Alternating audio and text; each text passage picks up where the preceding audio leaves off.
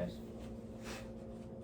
We're going to do a push a button around here. Hi, I'm Austin Artham. And I'm Taylor Patton, and welcome to the Kitchen Table Podcast. We're here to motivate, educate, and relate to you guys, sharing our stories, helping you to get 1% better in all areas of your life. Today we're going to be talking about emotional intelligence. Take it away, Taylor. We're here to introduce Mikaela Dunn. She's been on before. Welcome her back. Mikaela, you want to introduce yourself?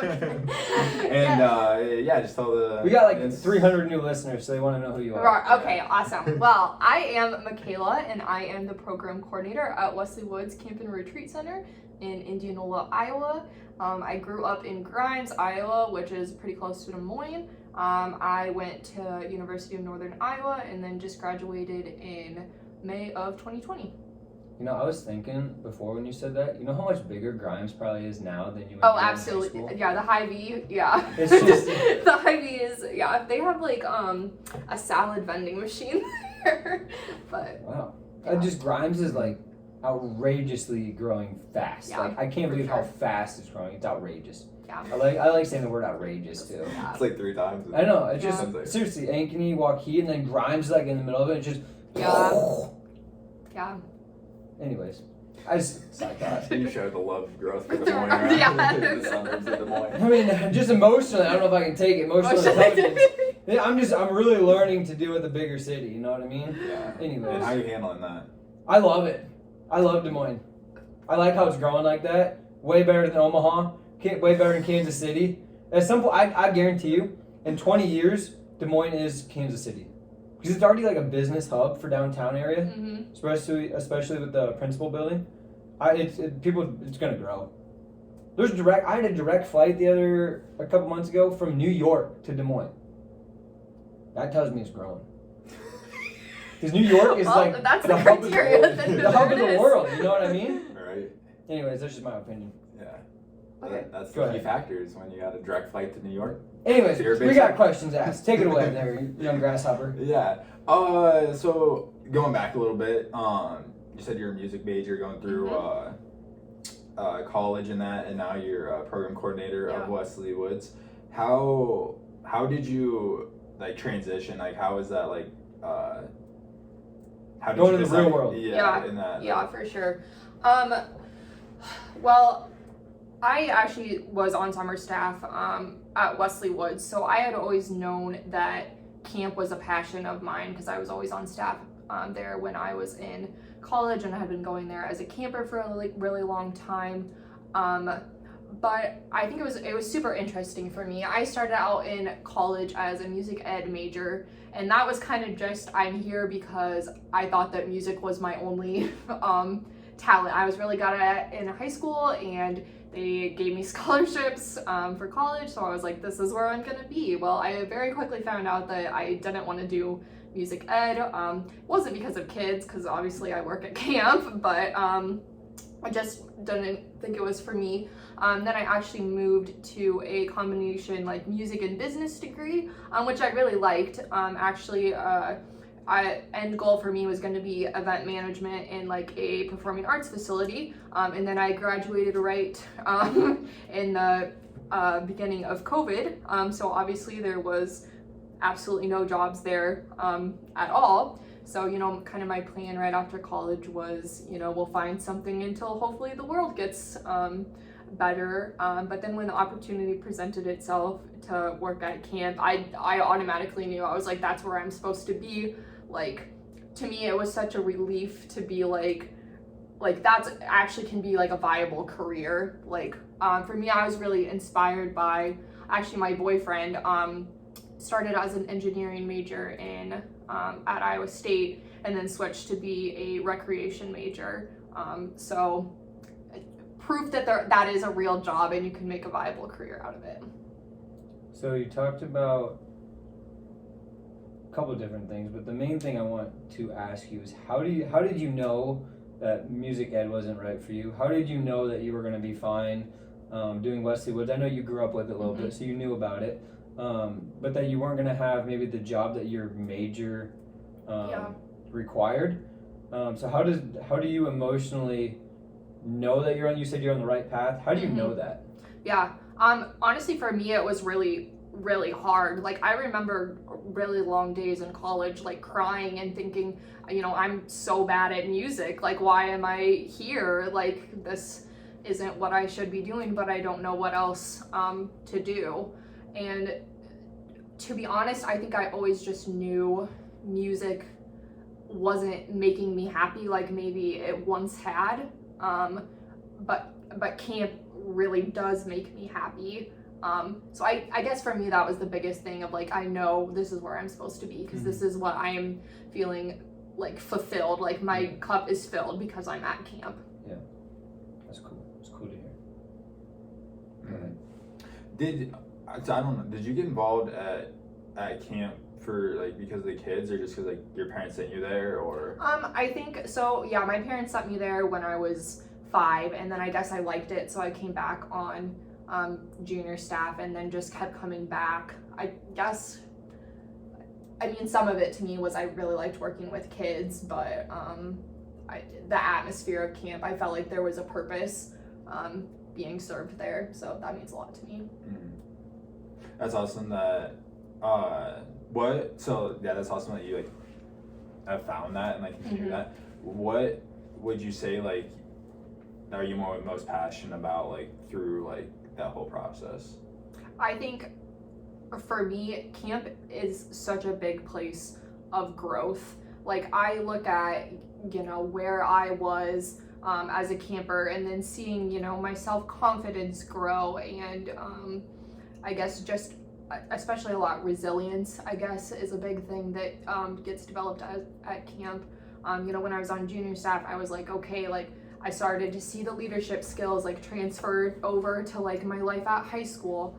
And then as my time on summer staff, I was, you know, taking a lot of that how to deal with chaos into my everyday life. So I think, I mean, I don't like to say camp changes lives because your life is already okay. Like you don't need to change your life. It just helps you grow, I guess, as a person. Like that.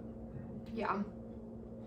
Well, so with technology and like screens, phones, any type of electronic device, like being as big as it is now and forever growing, especially with the whole like Facebook turned into metaverse and everything, like how do you see like that like connection or disconnect when kids come to camp when they don't necessarily like have screens on like 24/7?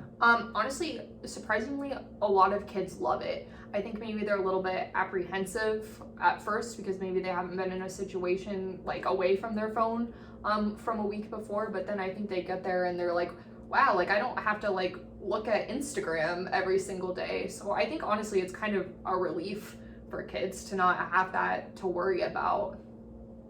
Yeah, and like that's something like I like always like found too, was like it's very much like a step back, like a breath of fresh air, and that being out there without having a phone or like not having service where you can just take time to reflect and not FOMO, and that because you saw your best friend not invite you to a party or something, and that so with that a little bit of a change up, and that you being a program director at camp, and that how do you see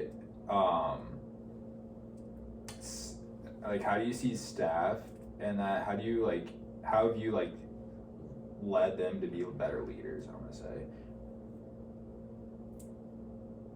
I think I mentioned this in the last episode.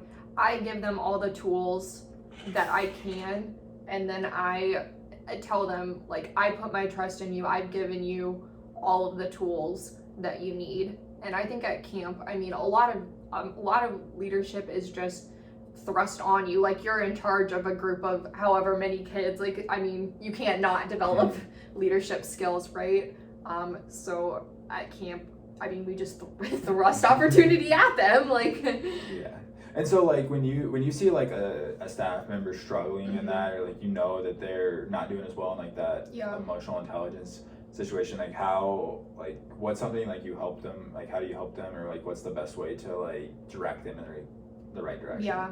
I think for me, I know I'm not someone that always has all of the right answers to help people through situations. I'll always be a listening ear. I just don't always have the best advice, I guess, to give people when they're maybe struggling with their mental health or physical health, whatever it might be. But then directing people to better resources, I guess.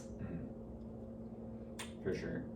And in that, so like when you're directing to better resources in that, how does like mental health and mental awareness in that play into camp?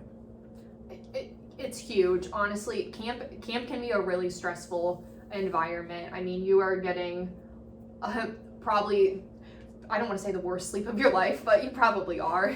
You're not eating super healthy. You're physically active all day, which is just, I mean, it's really wearing, and I mean, you're put into pretty much stressful situations every single day, which is really tough. Especially like for kids coming in like their first time and like never been away from home, dealing with that homesickness and that, being tossed into a different environment, new kids, all having different needs, and that very much a stressful situation for pretty much anyone. And that so in those moments and that when all these kids need different things and everything seems to not be going the right way, how do you like clarify, or like what's like some of the first things you clarify is like the most important at that moment? I think for me, at my job, acting as essentially the responsibility of a parent, safety is always the number one concern. So I mean, if there's an issue where someone is going to hurt themselves in some way, for me that's always most important. And then I guess moving on from there, I mean, you have to, I guess, look at, what's my time frame for things, how pressing are the issues, I guess. I got a question. Why do it if it's so draining, if it's challenging, not being able to eat healthy, not getting sleep? If you tell that to someone as like you're interviewing them for a job, so you might have to deal with these things, why do it? Why say yes to the job? Yeah, I think for me, I just look back and I see this is how much I have grown because of camp. I'm 120% not the same person that I was when I started working at camp, and especially not the same person I was when I set foot at camp as a camper day one. And I mean, it's so rewarding to see that transformation in kids in literally just a week. So especially watching kids come back every single summer. And I mean, I've had moments where kids have looked at me and said, you changed my life. Like, you're the reason I'm like here coming to camp is because you believed in me. So I mean, there's moments like that I mean really mean a lot to me. I can sense the passion in your yes. voice. Or, yeah. Obviously, some difficult times that you guys have overcame together, or a camper's. Obviously, anybody who comes back over and over, you're doing something right. Then your background, having been there as a camper, junior staff, and now obviously doing a lot of the leadership roles, probably 3 completely different experiences, and really, like you said, really shows the growth that you've made over time, and which goes back to the whole passion thing. And so it is really cool to hear you say that. Nice. Yeah, I like, for me, like going from camp to working at Woodward, like just like everything between like the chaos that it teaches you, like how to adapt faster, pivot, being able just to embrace it, and you gotta have fun too, like, and that, like, if you're just stressed out about everything constantly, you're not gonna last very long in those environments, and that's sometimes like you just gotta be self-aware of that too, or if like someone's gotta like, and that's kind of like your position too, like maybe you're not the best at this position, and that, but yeah, so with that, I think we're wrapping it up. Appreciate you being here again. Yeah, thanks for having me. Thank you so much. We'll link our socials down below. Otherwise, thanks for tuning in. Have a great rest of your week, and we'll see you guys next time. Love you. Bye. 1444.